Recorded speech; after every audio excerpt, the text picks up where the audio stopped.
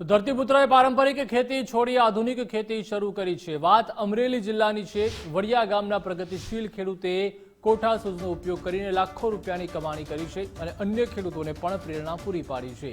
ખેડૂત સંજયભાઈ 8 ચોપડી પાસ છે। જો કે 20 વીઘા જમીન પર પ્રાકૃતિક ખેતી કરી મગફળી અને કઠોળના પાકનું વાવેતર કર્યું છે અને ગાય આધારિત ખેત પેદાશની ઉપજનું ઉત્પાદન કરી મણમાં નહીં બલકે કિલોના ભાવે વેચાણ કરી રહ્યા છે। પ્રાકૃતિક ખેતીની અંદર જે પોક કરવામાં આવે, પોકમાં બહુ સખત મહેનત થાય છે, જેથી કરીને આના ભાવ બહુ હોય છે અને ઓછા માત્રામાં હોય પોક કરવાવાળા, એટલે આની ડિમાન્ડ હોય છે। જેથી કરીને મને આ ભાવ સારા મળે છે। 300 રૂપિયાના ભાવે આરામથી વેચાઈ જાય છે અને ઘરે બેઠા વેચાય છે।